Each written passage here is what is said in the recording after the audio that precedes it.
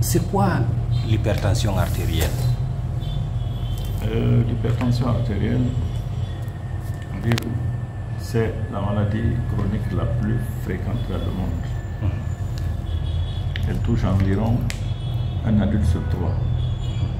Sur le plan mondial, ça fait 1,5 milliard de sujets hypertendus. En Afrique, la prévalence, c'est entre 30 et 40%. Et dans notre pays, la prévalence est de 30%. Avant de parler d'hypertension artérielle, je vais dire un mot sur la tension artérielle. La tension artérielle, c'est la pression exercée par le sang sur la paroi des artères. C'est cette tension qui est mesurée par le médecin lors d'une consultation. Je comprends 2 chiffres.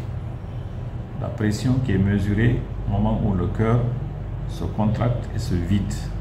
C'est le chiffre le plus important. On dit pression maximale ou pression systolique. 12 par exemple, 13, etc. Et le deuxième chiffre, plus petit, est obtenu lorsque le cœur se relâche et se remplit.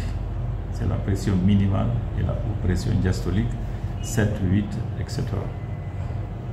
De sorte que donc tout sujet a une tension artérielle, qu'elle soit normale, qu'elle soit élevée, qu'elle soit basse. Maintenant, pour parler de tension élevée,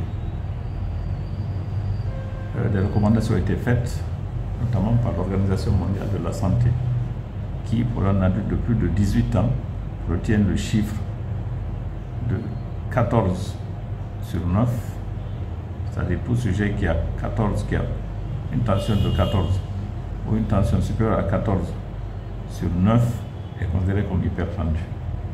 Si on s'exprime en centimètres de mercure, on peut aussi exprimer cette valeur-là en millimètres de mercure. Là, on va parler de 140 sur 90 millimètres de mercure. Donc tout sujet qui a 140 ou plus de 140 pour le premier chiffre, 90 ou plus de 90 pour le deuxième chiffre peut être considéré comme hypertendu. Mais compte tenu de la gravité de cette maladie et des implications dont on va parler tout de suite, il est recommandé de prendre cette tension à plusieurs reprises pour être sûr qu'elle est élevée avant de conclure à une hypertension artérielle. D'accord. Qu'est-ce qui provoque l'hypertension? L'hypertension artérielle, si vous prenez 10 sujets qui sont hypertendus, 9 fois sur 10, il n'y a pas de cause évidente. On parle d'hypertension essentielle ou primitive. Cette forme d'hypertension est souvent associée à l'âge des sujets un peu plus âgés qui ont ce type de tension, associée à la présence d'un diabète, à la présence d'un tabagisme, à la présence d'un excès de cholestérol, à la présence d'un excès de poids, et parfois c'est d'origine familiale. Il y a des familles où il y a plus d'hypertension que d'autres. Une fois sur 10, on retrouve des causes. C'est souvent des maladies au niveau des reins. C'est souvent des maladies au niveau des glandes qui sont au-dessus des reins. On parle des glandes surrénales. C'est parfois des malformations au niveau des artères. Et parfois, c'est des médicaments qui sont à l'origine de cette hypertension artérielle. On parle d'hypertension secondaire. Donc, 10 fois, une fois sur 10. Donc, la lutte contre la vente illicite de médicaments est liée à ça, si je comprends bien. Pas forcément, parce que ce n'est pas tous les médicaments qui le donnent, mais c'est des médicaments parfois qu'on prend pour soigner des maladies qui peuvent être à l'origine. C'est-à-dire les patients qui ont de l'asthme, par exemple, qui prennent des corticoïdes, au long cours peuvent développer une hypertension artérielle. Les jeunes dames qui prennent des contraceptifs, dans le cadre de la planification familiale, peuvent développer une hypertension artérielle.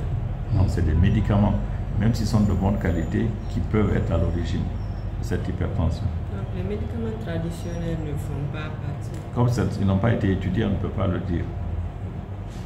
D'accord. Alors, quels sont les symptômes de cette maladie? Les symptômes de cette maladie, l'hypertension peut être complètement asymptomatique et découverte à l'occasion d'un examen systématique. Vous venez, vous souhaitez aller à la Mecque, on fait un examen, on trouve que vous êtes hypertendu. On doit vous opérer, le chirurgien demande à faire une consultation, on trouve que vous êtes hypertendu. Vous cherchez du travail, vous faites une visite, on trouve que vous êtes hypertendu. Découvre une hypertension, ça peut être une découverte fortuite. On peut découvrir l'hypertension au cours de certains symptômes. qui n'ont pas de lien évident avec l'hypertension artérielle. Ce sont les maux de tête, les bourdonnements d'oreilles, les vertiges, les troubles visuels. Parfois, c'est un saignement du nez. Et la troisième circonstance, malheureusement, c'est les complications. On peut développer une hypertension quand une personne fait un AVC, un accident vasculaire cérébral, quand la personne fait une crise cardiaque ou une insuffisance cardiaque, ou une personne qui fait une insuffisance rénale. D'accord. Et quels sont les organes touchés par cette maladie? Les organes, l'hypertension agit principalement sur 3 organes, sur le cœur, sur le cerveau et sur les reins. De sorte que quand vous faites un bilan dans le cas d'une hypertension artérielle, le focus doit être mis sur ces 3 organes-là. Au niveau du cœur, l'hypertension contraint le cœur à plus de travail. Donc le cœur s'hypertrophie et à la longue, il peut se fatiguer, réalisant ce qu'on appelle une insuffisance cardiaque. Au niveau du cœur également, il peut être à l'origine, surtout s'il est associé à d'autres pathologies, de rétrécissement des artères du cœur et provoquer ce qu'on appelle une crise cardiaque. Au niveau du cerveau, les artères peuvent être rétrécies ou se rompre, réalisant ce qu'on appelle un accident vasculaire cérébral, qu'il soit ischémique ou hémorragique. Quand c'est bouché, on parle d'AVC ischémique. Quand c'est rompu, on parle d'AVC hémorragique. Et ils peuvent être également à l'origine d'une altération de la fonction rénale aboutissant à une insuffisance rénale. On peut y ajouter aussi des troubles visuels. L'hypertension peut être à l'origine d'une cécité. Également au niveau des membres, il peut entraîner un rétrécissement des artères au niveau des membres inférieurs, pouvant aller jusqu'à l'amputation. Alors, quelles sont les maladies souvent associées à l'hypertension artérielle? Les maladies associées à l'hypertension artérielle, c'est d'abord le diabète. Et souvent, c'est des maladies qui se suivent. C'est-à-dire la moitié des hypertendus sont diabétiques et vice-versa. Souvent, c'est des maladies qui vont avec. De sorte que la découverte de l'une doit rechercher l'autre. Également, il y a l'excès de poids, il y a l'excès de cholestérol, il y a la consommation excessive d'alcool, il y a le tabagisme. Souvent, c'est des facteurs qui sont associés à l'hypertension artérielle. Ok. Est-ce qu'il est possible de guérir l'hypertension artérielle? Si oui, quels sont les moyens? Si l'hypertension artérielle a une cause, c'est-à-dire on parle de médicaments, on découvre une hypertension chez une dame qui prend des contraceptifs, on lui dit d'arrêter au bout de quelques temps, sa tension se normalise.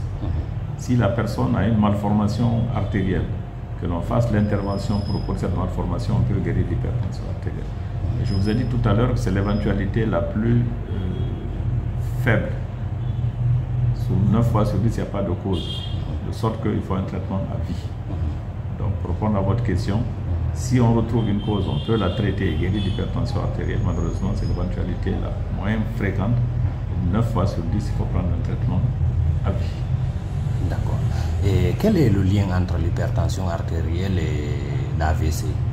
Je vous disais tout à l'heure que l'hypertension artérielle peut être à l'origine d'une réduction du flux sanguin au niveau du cerveau parce qu'il y a un rétrécissement au niveau des artères ou un blocage entraînant ce qu'on appelle un AVC. Également, la tension peut être tellement forte que les artères peuvent se rompre, réalisant également une forme d'AVC qui est l'AVC hémorragique.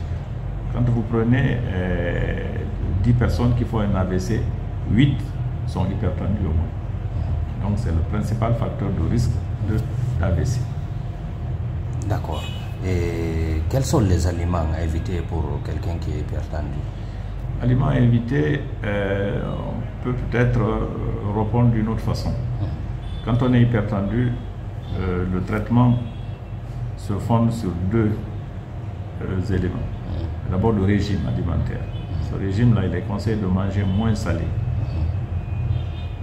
Comme c'est souvent associé à un excès de cholestérol, on demande également de manger moins de graisse. On demande d'arrêter de fumer pour un sujet fumeur. On demande de perdre du poids pour quelqu'un qui a un excès de poids. Et on demande de manger suffisamment de fruits et de légumes. Parce qu'il a été prouvé que les sujets qui mangent, quand on mange suffisamment de fruits et de légumes, ça vous apporte du potassium, du calcium et beaucoup d'éléments qui permettent de normaliser la pression artérielle. Il est également conseillé, dans le cadre de l'hygiène de vie, de faire une activité physique. On demande de faire 30 minutes d'activité physique 3 à 4 fois dans la semaine. D'accord. Donc, est-ce qu'il est possible d'éviter l'AVC et hypertension artérielle? L'éviter, oui, il est possible de l'éviter.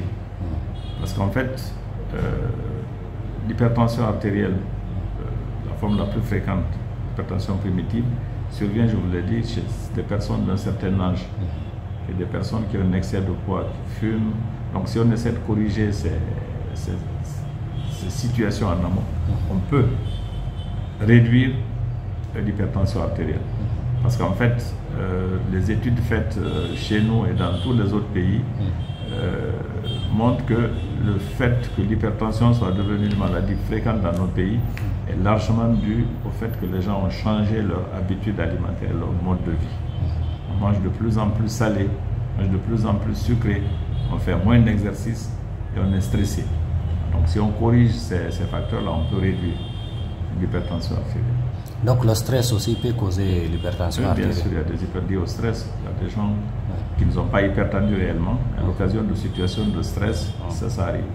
Et c'est pour ça que au moment de faire le diagnostic d'hypertension artérielle qui repose sur la baisse de la tension artérielle, il faut tenir compte de la situation de la personne.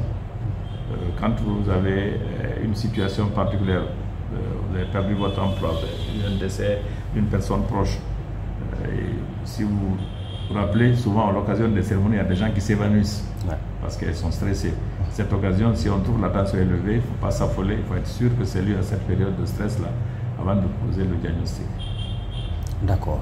Et quels sont les risques pour un hypertendu qui pratique le ramadan? Le risque, on peut dire que s'il suit correctement son traitement, il n'a pas de risque. C'est-à-dire c'est le même risque que quelqu'un d'autre qui ne le fait pas. Par contre, au cours du ramadan, on peut abandonner le traitement, des raisons diverses. On peut décaler l'heure de prise des médicaments. On peut faire des écarts de régime, parce que comme vous le savez, souvent des ruptures collectives qui se font, donc on peut manger des choses qu'on n'a plus de manger. Donc ces facteurs peuvent être à l'origine d'une déstabilisation de l'hypertension artérielle.